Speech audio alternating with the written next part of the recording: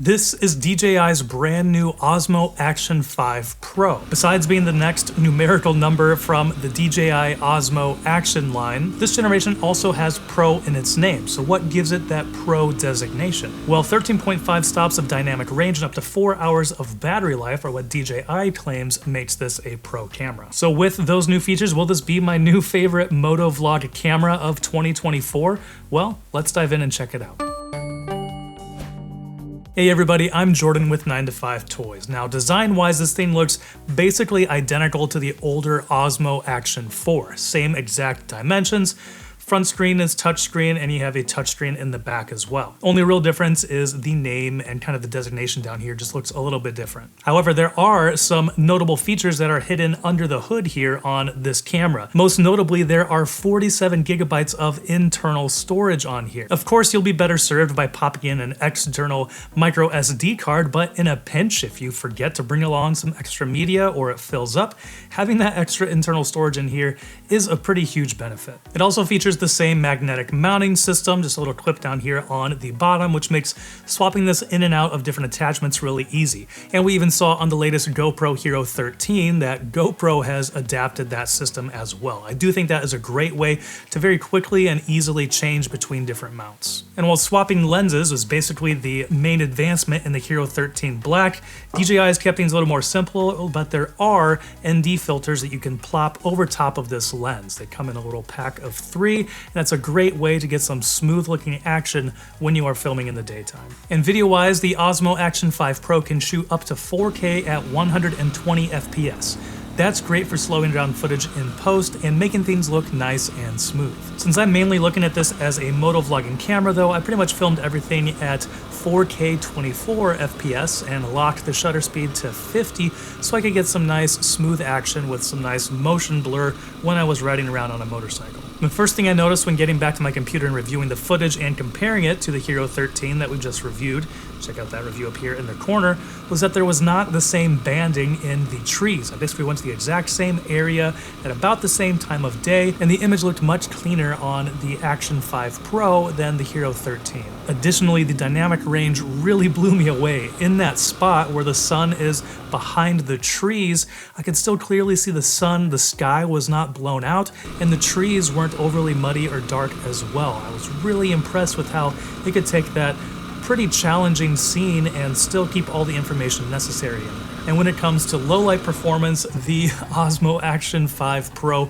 really blew the Hero 13 out of the water. Now it's still not, perfect. It's still an incredibly small action camera, but there is a super night mode on here that made the image look brighter than what I remember it looking when I was actually there in person. And of course you will see some muddy, compression here and there, but for the most part, I was amazed at how that image turned out on the Action 5 Pro. I also found that the Action 5 Pro stabilized the image better when it was in low light than what the Hero 13 Black did. It just looked a little bit smoother. But the stabilization wasn't quite as good during the daytime. Maybe it's because I had it locked to 50 FPS, but the GoPro, during the day, it looked a little bit smoother. I still preferred the overall image quality from the DJI, but I do think it was just a little bit smoother on the Hero 13.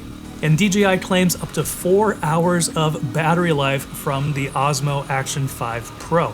There is a 1,950 milliamp hour battery in here, and in my testing, recording at 4K, 24 FPS, I was able to go and basically record just about 3 hours of footage non-stop on a single battery here. Now, coming from GoPros, that is a huge improvement. That is some very impressive battery life. And another benefit here is that there is a solo port that holds a USB-C on here, so you can plug that in and not expose your memory card or your battery to being out.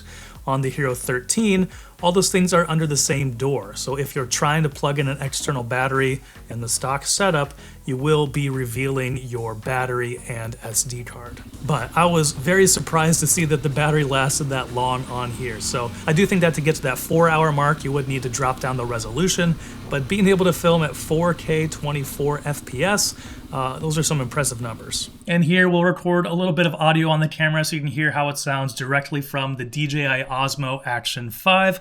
And then we'll also compare some of the footage that I captured when I was riding around on a motorcycle. But this is directly from the camera itself. Now, when I was riding on a motorcycle, I found that if I was facing directly forward, directly where the wind was coming from, wind noise was pretty minimal.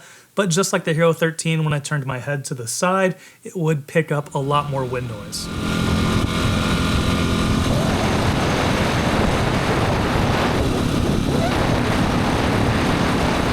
I did also notice that when I put it in the protective cage to hold it in a vertical format, that the wind noise was a little bit worse. It picked up a little bit more as well.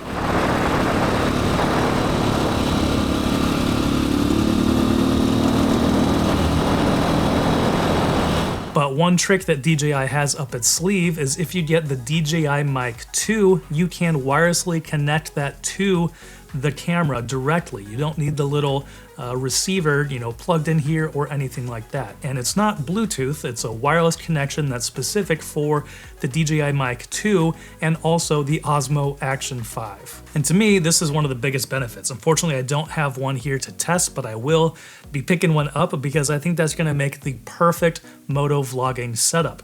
You can have your camera, set up on your helmet or your chest mount, and then you can use one of the transmitters and you can connect it to a microphone inside your helmet if you want to pick up your voice, and then you can just get, just this incredible audio. So that's one of the huge benefits I think here of this DJI system, and using the microphone and the camera together to capture some just incredible audio and video for motovlogging. Now that system is something they already have set up with the Action 4, so I'm sure you can do some research and hear how that sounds. I watched a couple videos watching people pair it to see how that whole thing works, and that's what made me really excited about picking one up in the future. As far as just overall in use, I found the camera itself very easy to use. My only complaint, it's a little bit harder to use the magnetic release down here on the bottom than the Hero 13. On both the DJI Osmos and then also on the Insta360 Ace Pro, I found that the mount has to be a specific way, and it's just a little bit more picky with getting the magnetic mount on there. It's much more of a seamless process when using the GoPro Hero 13.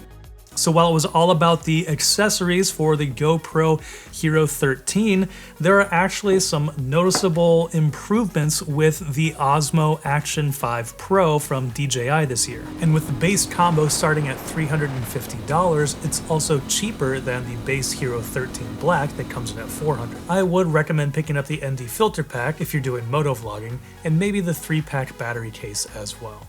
With impressive dynamic range, long run times, and built-in storage, it's going to be a great camera for moto vloggers. And I know that it's going to be the one that I gravitate towards the most when I'm going out on a motorcycle ride. And thanks for watching. If you enjoyed this video, please give it a thumbs up so others can find it easier and consider subscribing. I'm Jordan with 9to5 Toys.